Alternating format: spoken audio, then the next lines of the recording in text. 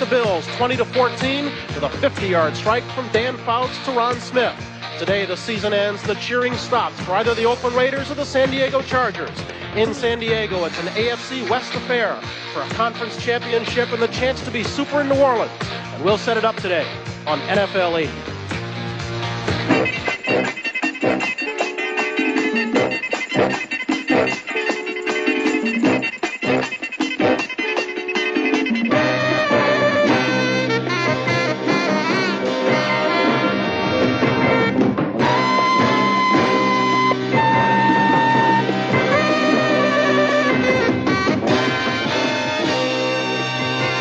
NBC Sports presents NFL 80, an inside look at professional football and a preview of today's AFC Championship game.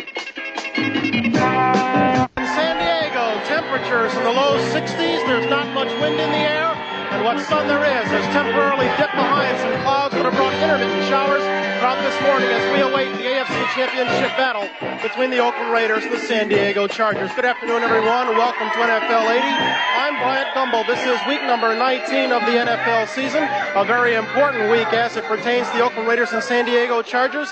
They will do battle inside at Jack Murphy Stadium for the AFC Championship and the right to move on to Super Bowl 15. Get you caught up with some news of the week. Terry Bradshaw, the Pittsburgh 2000 at Veterans Stadium. Hard-fought game between the two NFC Eastern rivals, but this was a ball game that clearly belonged to the Eagles from the outset.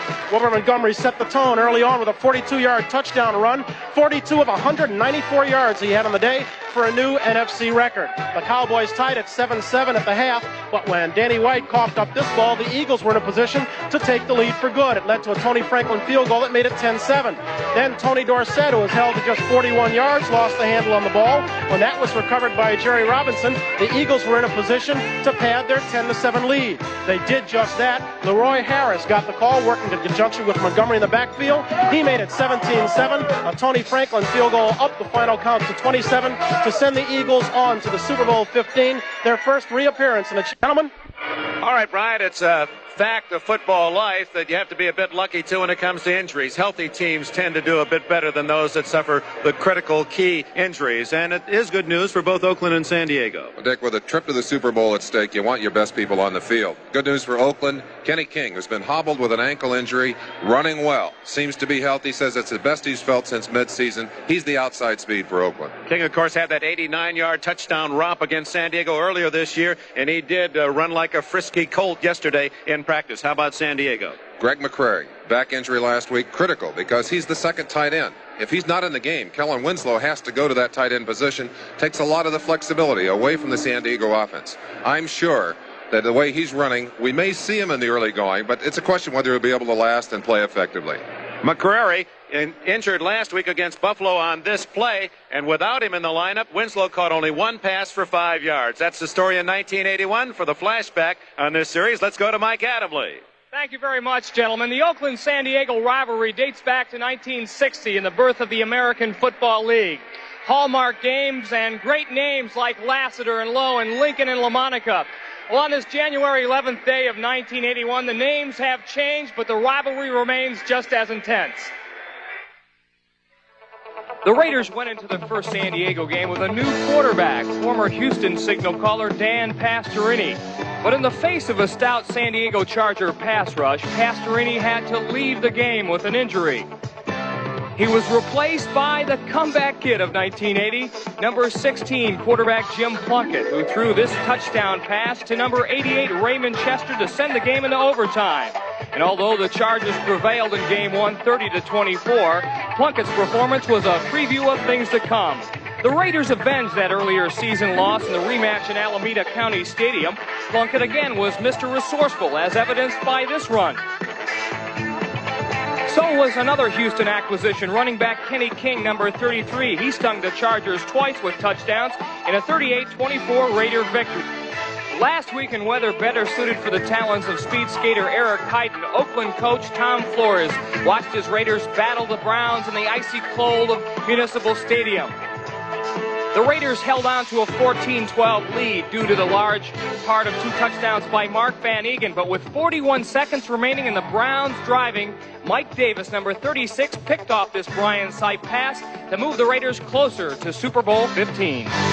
You can't shut them down because they have that all-pro connection with the 3 receivers they have, and Dan Fouts. The best you can do is hold them to a minimum of completions because they'll get theirs. Well, our game plan is obviously try and score a lot of points because they probably will. If our previous 2 games this year is any indication, both were high-scoring games, and this may turn out to be that same way. So we're going to have to not turn the ball over to their offense and control the ball, keep it away from their offense, and try and score probably more than 20 points in this game. They're the best in the NFL. They're leading in sacks. They have no guess on their football team. They're very aggressive, and their defense is really one of the tops. Their front 4 is really excellent. Their linebackers and defensive backs are excellent. They don't give you anything. You have to take anything that you get from them. This is a great rivalry that started back in the days of the American Football League when I was playing, and I kind of hated for the AFL to non-exist. I kind of wish it was still there, and it's kind of nice that 2 original AFL teams are playing in this game. And it's been a tremendous rivalry since 1960.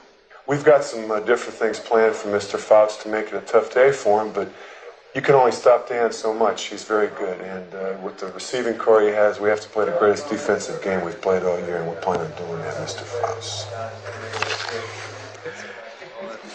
John Matuzak knows only too well that in order to win this afternoon, Dan Fouts must be pressured. Back in Game 1 on September 11th, this touchdown pass to Kellen Winslow was part of 387 yards rolled up by San Diego's Air Corps. This catch and roll into the end zone won the game. A month later, Coryell's crew rang up big numbers once again. Here, Dan Fouts, number 14, lays a perfect strike to get who else? John Jefferson, number 83. It was all for naught as the Raiders prevailed 38-24. In last week's playoff game, the Buffalo Bills took San Diego to the wire. Joe Ferguson moved Buffalo to a 14-3 halftime lead, but San Diego pressured his immobility, and then this interception by former Pittsburgh Steeler Glenn Edwards, number 27, set the stage for the heroics of a little-known wide receiver, number 84, Ron Smith. He caught this winning touchdown pass 50 yards from Fouts and set the stage for today's championship game against Oakland.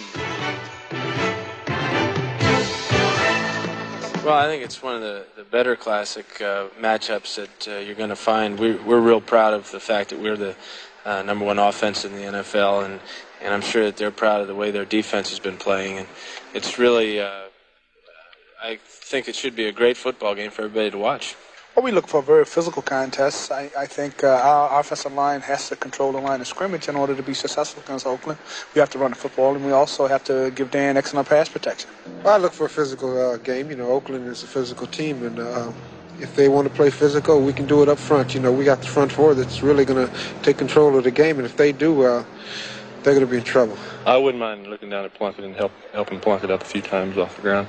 But, if somebody else gets him, I think, it's all the same. So we're all one defensive unit out there and one defensive line. So whoever gets Plunkett's going to be, it's just as satisfying. So we've got to get the pressure on him. While the Raiders and Chargers try to make their reservations to Super 15, fans are trying to do the same, finding it going tough. We'll get to that after this week. Since each team going to the Super Bowl is allotted 17,000 tickets, that makes 34,000 people who couldn't make plans before this week. Well, now that some of them know they've got a ticket, they may have trouble finding a room, as our Les Dennis reports. New Orleans is a city of surprises. A major surprise awaits fans who learn this week that they'll be going to the Super Bowl. There are virtually no hotel rooms available in the entire city. And if by some stroke of luck you find a room, there's a good chance you'll pay dearly, as much as 100% above the normal rate. Camera woman Sandy Sissel and I learned that a few rooms were available at the Rolth Center. We went there, didn't identify ourselves as being from NBC, and asked to see the rooms. Sandy used a small hidden camera, and hotel officials didn't realize they were being filmed.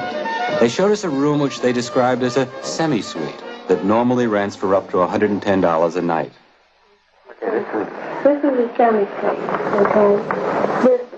This is similar to the other one.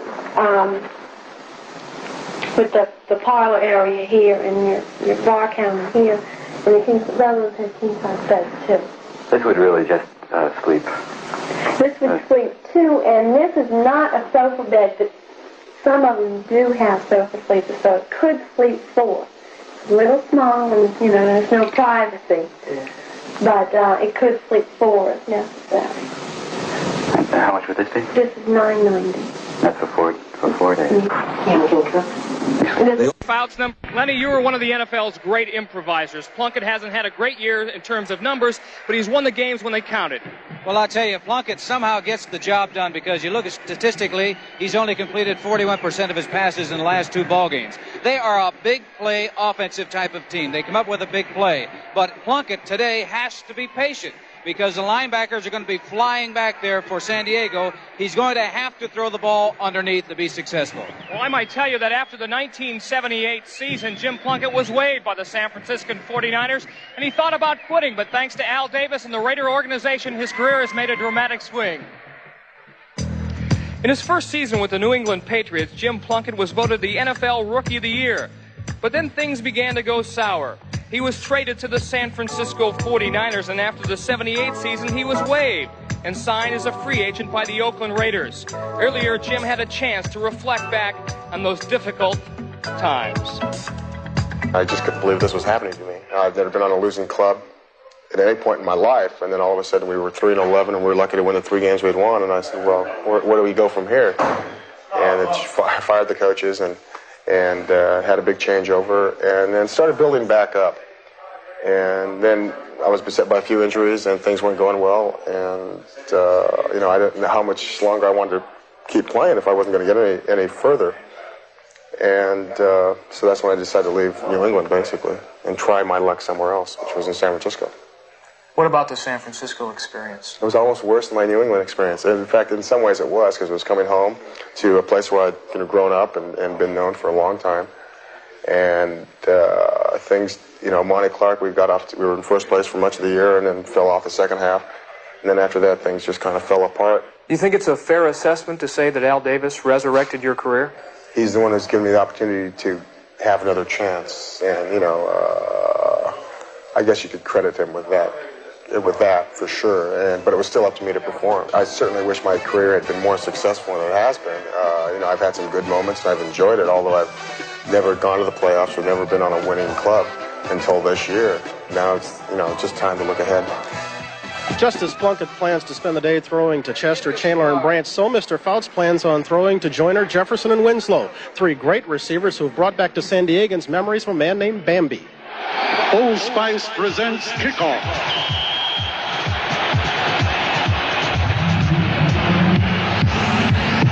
Kickoff is brought to you by Old Spice Stick Deodorant, the deodorant that works overtime. He was known as Bambi.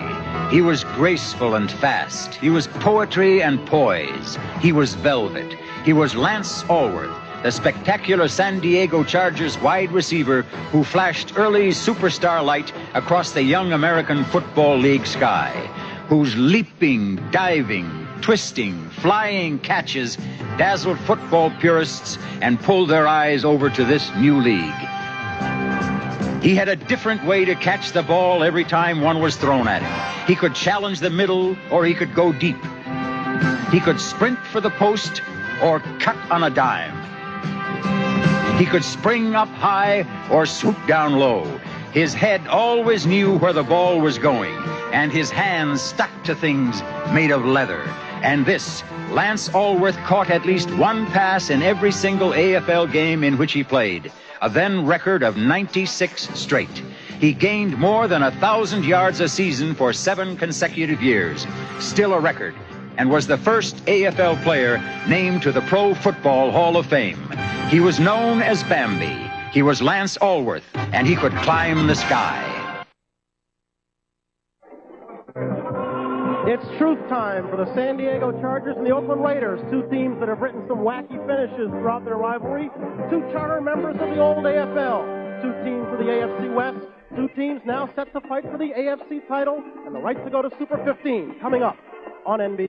Score at halftime of today's AFC title game has the Oakland Raiders out in front of the San Diego Chargers by a score of 28-14. Dick, Merlin, I guess the story of the first half, quite simply, is a story of turnovers. The Chargers have been sloppy. No question about that, Bryant. In fact, the turnover possibilities were set up very early. Two teams that, in San Diego's case, they bounced the ball around, they've had interceptions, and Oakland very opportunistic in the way they've handled them. You know, when it rained this morning, Brian, I think a lot of the players woke up with the same feeling that, uh-oh, that's another thing to worry about. The rain, and maybe with the bad weather, there might be the turnovers. And there were occasions where that feeling came out in this first half. I think in an emotional game, too, the ball tends to bounce around a little bit more. The Raiders have hit, I think, harder than San Diego the first half. A lot of good hitting. Dick, Merlin, it appears to Mike and I down here as if Oakland's front line is just handling San Diego's defensive front. Is that the way it looks to you upstairs? I think they've certainly given their quarterback Plunkett a lot of time to throw, and that vaunted rush has gotten to him a couple of times, but very late. He's had time to throw the football, and often much more than they would like to allow him. And San Diego, don't forget, they were down twice deep in Oakland territory, Bryant, and coughed up the ball. If they score, we have an even game at 28 at the intermission. Okay, Dick, Merlin, thank you much. Our score at the intermission is 28-14. Let's turn our attention to the first half. It was the first half that the Chargers would sooner forget. Their problems began actually on the third play from scrimmage. You see Jim Plunkett there. Third play from scrimmage, he bounced one off the hands of Kenny King into the arms of Raymond Chester. Well, you recall the John Mackey rule. Raymond Chester took it the other way, 56 yards. Suddenly the silver and black is up by a score of 7-0. But this one was a wild one from the start. First play from scrimmage for the Chargers. Dan Fouts up top. Into the hero of last week, Ron Smith, 55-yard strike. Looked like San Diego was going to come back and tie the ball game immediately. But instead, Lester the interceptor. Look at this. The man has 5 pickoffs during the postseason to go with 13 in the regular season. It stopped the San Diego drive. Still, Dan Fouts did manage to tie the ball game up by going upstairs one more time. When you're in a clutch situation, you look to number 18, Charlie Joyner. Dwayne Elstein was all inside his jersey on this play, but instead, Joyner comes away with the ball. Just like that, San Diego had tied the ball game at 7. It was left then to Jim Plunkett, who hit 7 of his first 9 passes to march his club down the field. He did that. Then when he couldn't find a receiver, ran it the final 5 yards for a touchdown that put Oakland ahead by a score of 14-7. Following a Fouts interception, Plunkett in position again for a touchdown. 21 yards into the arms of Kenny King, 21-7 Oakland. Then after Williams coughed up the ball in a fumble, Mark Van Egan made it a 28-7 ball game. This was before Fouts into the arms of Joyner to cut it to 28-14. This as we near the end of the first half. So that's how we stand right now. Oakland's out in front of the scoreboard. San Diego, unfortunately, all out in front in the turnover department. We're going to get back in just a moment. We'll come back with highlights of the Philly game right after these messages from your local station. The first time on TV, a ventriloquist, his girlfriend, and a dummy. Who's the killer? You never really told why you were here. Take the knife on up the hill. No, I can't do it! Kiss the girl goodbye. Magic, a terrifying love story starring Anne Margaret, Sunday. The Bingo Palace Casino announces the greatest food offer in Las Vegas. We call it the Breakfast Supreme, and it's only 49 cents. It includes 2 eggs, bacon or sausage, potatoes, toast, and jelly, and it's served 11 p.m. to 7 a.m. every day. Served 24 hours is the tasty shrimp cocktail, only 90 cents, or a delicious beer-steamed hot dog from the bar, also 90 cents. Enjoy good eating and good food anytime at the Bingo Palace Casino. The first team delivers again for you. Now the first team is delivering extra interest when you open a checkbook interest account. Well, good morning, Mr. Collins. Good morning, Sally. How are you? This interest checking plan pays 5.25% annual interest, and it's free with a $1,500 minimum balance. Well, all right.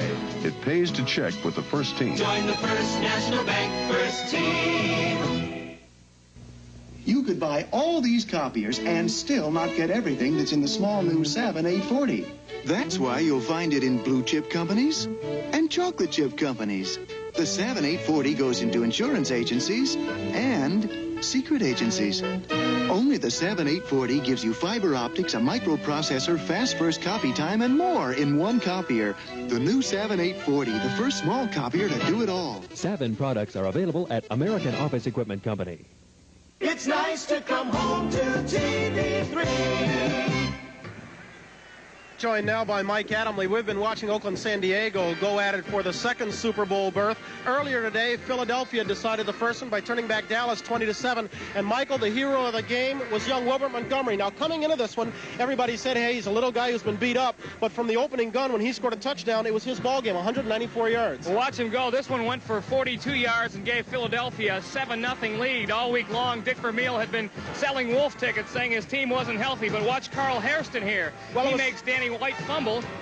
This was in the third period after it was 7-7. It set up a Tony Franklin field goal, made it 10-7. White did not have the best of ball games. He completed this one to Jay Saldi, but Tony Dorsett, with a fumble, spoiled the drive. Well, this touchdown pass went for 28 yards, and as you said, it made it 10-7 in favor of Philadelphia. But watch what happens here. Wearing the cursed blue jerseys, number 33, usually reliable, coughs up the ball, and Philadelphia has it, and they're in business again. Well, it set up a Leroy Harris touchdown of 9 yards. This after Jerry Robinson returned it. When Harris went over from 9 yards out, it made it Philadelphia 17, Dallas 7. Fans in Philadelphia were going nuts in 5-degree weather. Harris taking it 17-7. They added a Franklin field goal, and now it's 20-7. Philadelphia the winner. Does that surprise you? Well, not at all, really. I think that the key to here was we watched Wilbert Montgomery go 54 yards for the last touchdown of the game. And what a day he had. It's a new NFC championship game record. The key for Philadelphia, as it has been all year long, is to keep their key people healthy. Jaworski stays healthy. Wilbert Montgomery stays healthy. Philadelphia is going to win. I think also they got a great day out of their defense. Okay, let me ask you real quick, when we're getting in a hypothetical situation, how does Philly stack up against either one of these teams as we look down the road to Super 15? Well, you know, they played them both during the course of the regular season. They whooped Oakland pretty bad, and they just lost to San Diego by a point, so I would say pretty well. Okay, final again from Philadelphia was Philadelphia 20 and Dallas 7. So we know one of the teams in the Super Bowl. We're still trying to figure out the other one. Oakland right now out in front of San Diego by a score of 28-14. We turn our attention now to two people who have been dominating the news all week, both of them coming out of Houston. One is Earl Campbell, the other Bum Phillips. Bum Phillips, as you know, is out of a job and courting New Orleans, and Earl Campbell, well, as we hear from this story by Neil Roberts, he's thinking about renegotiating. For 3 seasons, Earl Campbell has been a dominant force in the NFL. Now Campbell is saying, through his agent, Will Stewart, he's willing to sit out next season unless he is traded or his contract is renegotiated. The Oilers' stand is simple: no renegotiation and no trade. Earl was upset with the firing of Bum Phillips on New Year's Eve. He and Bum are extremely close friends, yet Campbell insists his present stand is not a backlash to Bum's firing. His agent spoke with the Houston media on Wednesday. It's very frustrating for Earl when he has to go to Chicago or New York and play, and he's got the peers of his league and of his profession looking at him and saying, you know, talking to him saying, yeah, boy, if anybody deserves a better deal because your deal is really a bad deal. I mean, you know, he's heard that for 2 years. Sure, it bothers him. Earl's original contract was renegotiated at the end of last season. His current deal is for 5 more years, calling for $300,000 a year plus incentives. But much of this money is said to be in deferred payments, and he wants his money up front. He also feels this could open the door for his teammates. There are a lot of players on the team that are very unhappy and have been for a long time. It's not a new thing. It's at least for the last couple of years. And I think the Oilers feel, obviously, that if they can say no to Earl Campbell, they can say no to anybody. And we recognize that, and they know that, and the other players know that. And in the last few days, the number of players that have called and talked to Earl and shown their support has been very, unbelievable. It's hard to believe that Earl would actually sit out 1981, but if he chooses to do that, he'd have to sit out not just 1 year, but 5 years. Whit Stewart says he and Campbell are willing to give and take on the issues. Now it's up to the Oilers. In Houston, Craig Roberts. The city of New Orleans is in an unusually festive football mood these days. Bum Phillips, abruptly fired in Houston, is the heads-on favorite to become the next head coach of the Saints, the NFL's losing his team in 1980.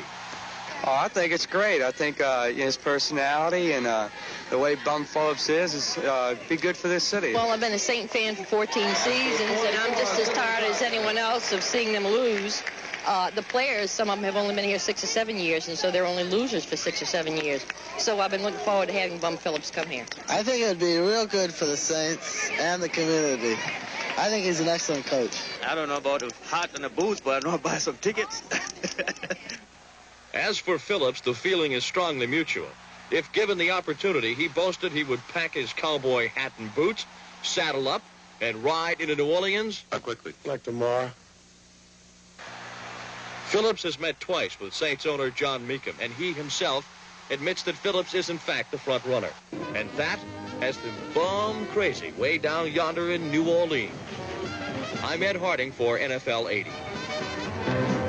Whatever their problems, Bum and Earl are home for the season, and the day belongs to the Chargers and the Raiders. One of them only has 30 minutes of football left in their season. It's 28-14, the second half.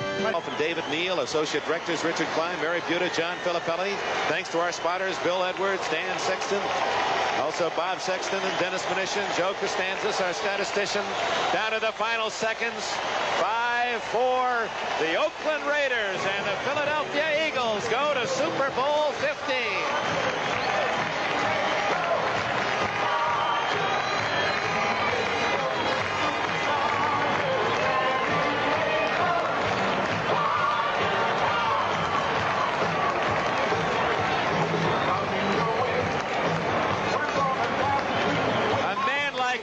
Can certainly appreciate whatever words Dan Fouts offered him.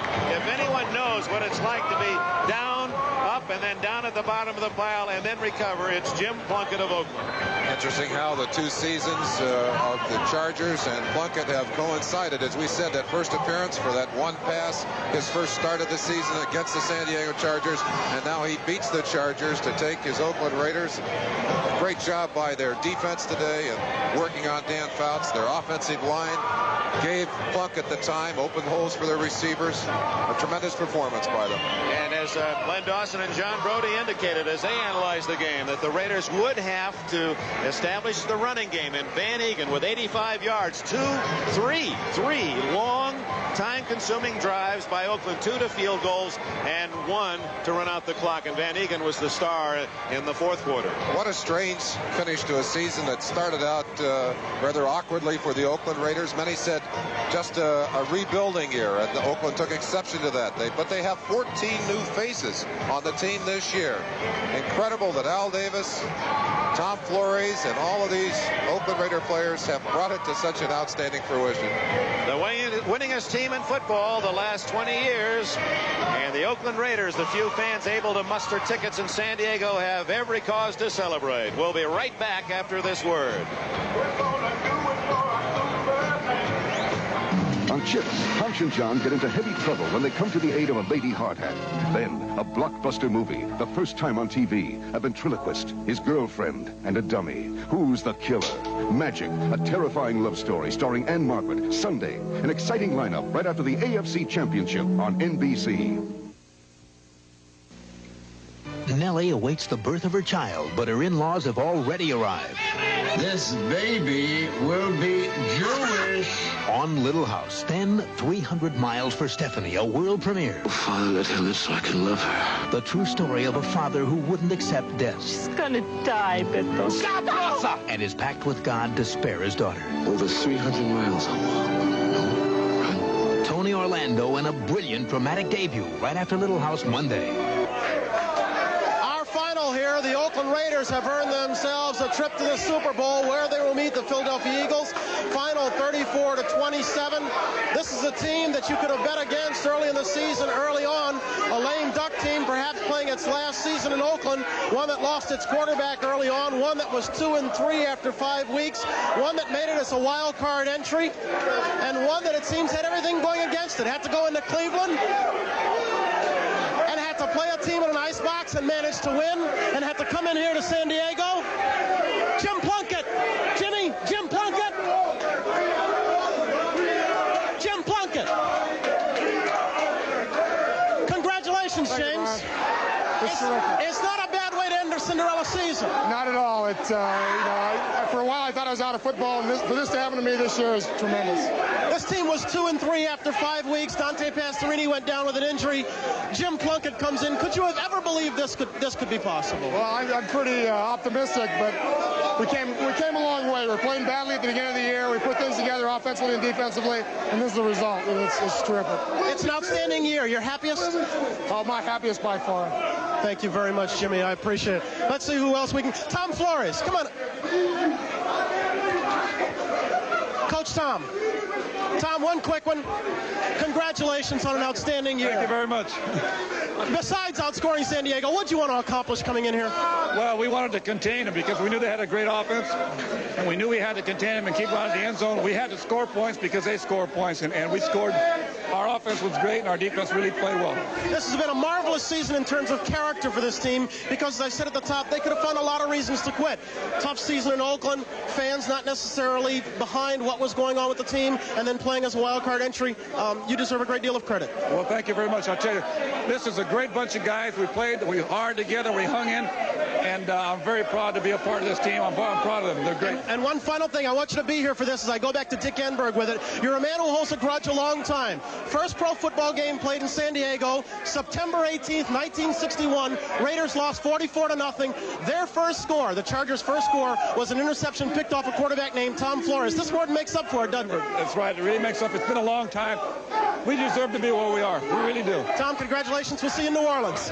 Let's go on over to the San Diego dressing room and join Mike Adamle, who's with Gene Klein. Well, Bryant, players and organization people will be the first to tell you that losing a ball game is not the end of the world, but it's got to hurt after coming so far and playing so well. Gene, first of all, the thing about that people have been asking about the Chargers' personnel, they're a team that runs up great numbers of statistically, defense and offensively, yet they're a mystery team. They play so well in spurts, and then sometimes they fall apart. How did you feel about today's contest? Well, it was no mystery. I just think the ball bounced the other way. We came back from a 21-point deficit. We damn near made it. This team has nothing but character. They're nothing but fine football players and fine gentlemen. We're sorry we lost, but we hold our heads high, darn high. We're proud of the season we had. We came awful close, and we'll just go to work next year. Is it a particularly bitter pill to swallow because of the fact that it is the Oakland Raiders? Wouldn't make any difference if we lost to San Diego High. We lost. That doesn't make any difference at all. It makes no difference who you play. We needed this game to go down in New Orleans. We didn't get it. They got it, and that's the way it is. Gene, thanks very much for joining us, and again, congratulations on the season. Thank you. Okay, right now let's go up to John Brody and Lenny Dawson. Thank you, Mike. I think you can reflect on a lot of reasons, Leonard. It was one of the best playoff games that I've ever seen, and personally, it's a tribute to the Oakland Raiders. As it has been said so often, this was a transition year. How good are they going to get in the future? I think it's the swiftest transition any team ever made. Plunkett's got to be their guy in the future, as he is today. Any reflections on his play? Yes, you know, we said before the ball game that Plunkett has to be patient and try to throw underneath the linebackers, and he can't afford to turn the football over to this very explosive San Diego football team. He did exactly that. Plus, he added another dimension that he has done in the past, and he's taken off on his own and come up with some valuable yardage. Scored one touchdown, and I think it was an outstanding performance by Plunkett. And on the other side of the coin, Dan Founts had a rough time, a lot of scoring opportunities, and that's the way these kind of games really finish up. One team gets a few good breaks, takes capitalization of it, and the game is over. Oakland Raiders go into the Super Bowl, and Brian Gumbel, we're going back down to you. Okay, JB, Lenny Dawson, thank you very much. I'm standing here with Mark Van Egan, who was responsible for an Oakland Raider ground game that went over the 100-yard mark today. Mark, you were around the last time the Raiders made the trip to Super 11. This team is a lot different, isn't it, in terms of character, in terms of style? Very much so, in that back then we pretty much, we almost conceded ourselves a championship. Getting to the championship, only thing we had to do back then was just win that last game. This year was so different in that we weren't supposed to go anywhere, so every game was a complete challenge for us. And I would like to say that I knew we were going to do it way back then, but I didn't. I just knew that from midseason on, I knew we were rolling really well. It seemed like because of problems on and off the field that it was a Raiders against the world kind of temperament on the team. Do you buy that? Yeah, pretty much. I don't think you could have much more adversity that's been happening around our team in the last 18 months or so, with people leaving and a possible move to another city, and a quarterback controversy, and breaking his leg, and a new quarterback, and so many new faces in the lineup. I guess nobody could really imagine that we'd be where we are now, except we did. From mid-season on, we knew we had something, and, well, we're here. I'm happy. Mark Van Egan, congratulations. Thank you. See you in New Orleans. Let's go on back out on the field now to another person who believed all along the Raiders would be headed for New Orleans. That's Newsweek's Pete Axtone. Peter. Thanks, Bryant. Kind of a sad scene for San Diego fans out here on the field, drifting out, nothing to look at but ironically, the scoreboard's showing the stats. The Chargers always win the stats when they lose because that's the kind of team they are. But I'd like to mention defense on this big offensive day. You know, after his last championship game in Denver, Lester Hayes was so discouraged, he asked Al Davis maybe he should play safety. Maybe he didn't have the heart to stand the pressure of being a cornerback. Right now, I think it's safe to say Lester Hayes, considering that he's playing in the era when you can't even bump at the line of scrimmage anymore, may just be the most talented cornerback ever. He took the game away from Jefferson today, and I think it showed on those last few catches when J.J. didn't come down with balls that he usually did. So on a big offensive day, I'd like to leave it with a salute to Lester, and back to you, Bryant. Okay, Peter, thank you very much. One other thing about Lester, I shook hands with him. The stick-em. No microphone leaves my hand. Let's take a look at the highlights. Our final, again, was 34-27. It was a ball game that opened with Plunkett and Pastorini shaking on the sideline and Plunkett and Fouts putting the ball in the air early up. Third play from scrimmage. Plunkett goes up top, bounces off Kenny King's hands into the arms of Raymond Chester. Yes, the John Mackey rule is in effect. Chester takes it all the way. Oakland in front, 7-0. Dan Fouts came back quickly, though he was intercepted by Lester Hayes, but he kept throwing through this 48-yard strike into the arms of Charlie Joyner, number 35, Dwayne Osteen was all over Joyner. Still Charlie came down with the ball. 7-7, this still in the first period. After that, the Raiders got one to make it 14-7 before Plunkett found Kenny King in the corner of the end zone to make it 21-7, putting the Raiders in front. When they opened it up to 28-7, it seemed like it might be a rout, but before the half ended, it was a Fouts to Joyner 8-yard touchdown pass that closed the gap to 28-14. That's how they broke for intermission.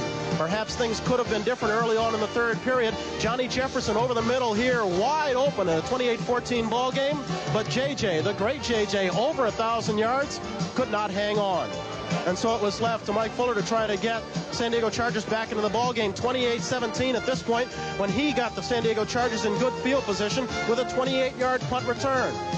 The drive was concluded when Chuck Muncie took it over from the 6, 28-24. But that was as close as the Chargers could get because the Raiders held firm, and when Barr kicked a 23-yard field goal, they assured the final of 34-27. It was just left to Jim Plunkett and company to run out the clock, and who would have ever thought back in week number 6 that the AFC title game would come down to Jim Plunkett just running out the clock to send the Oakland Raiders on their way to New Orleans. So our final again, the Oakland Raiders turned back the San Diego Chargers by a score of 34-27. They're on their way to New Orleans and Super 15 to meet Philadelphia. You'll see it right here on NBC. I'll be there, and Dick Enberg, I know you will too. Richard? Bryant, looking forward to it. I guess Merlin Olsen, when you score 61 points in a game, it's hard to talk about defense, but you have your feelings in that regard. Well, I think the battle in the trenches was won by Oakland, and that really turned the tide. They were able to get pressure with a 4-man rush. They didn't have to blitz to get Fouts uncomfortable in there, which is something we talked about early. And on the other line, on the other side of it, they were able to handle the defensive line for the San Diego Chargers, make room for those backs, give them some room upfield, and I think the running game and the battle in the trenches turned in Oakland's direction, and that really made a big difference for them. Of course, the 3 turnovers, it was true to form. You pointed it out early in the telecast. One team gives up the ball more often than anyone in the league. San Diego, they did. Oakland didn't cough it up once. It's a shame that one of these teams has to walk off the field losing, and they'll think about this last game instead of all the great victories they've had during this year. But a good matchup, a well-fought, hard-fought game, and a worthy champion on its way to Miami or to New Orleans. Don't go to Miami. On its way to New Orleans to meet the Eagles. And when you look ahead to the Super Bowl from the American Conference point of view, you think about one personality, Jim Plunkett. Jim Plunkett won the Heisman Award at Stanford in 1970. His coach, his quarterback coach at Stanford, was Dick Vermeil, now the head coach of the Philadelphia Eagles. Tom Flores from the College of the Pacific and Vermeil from San Jose State were opposing quarterbacks in a big game in Stockton in 1959. And they've got the biggest of all coming up. They'll be matched across the sidelines in the Superdome in New Orleans 2 weeks from today. Congratulations, Philadelphia and Oakland. And now stay tuned for Chips, followed by the thriller Magic, except for our Mountain and Pacific stations where Chips and Magic will be seen at their regularly scheduled time.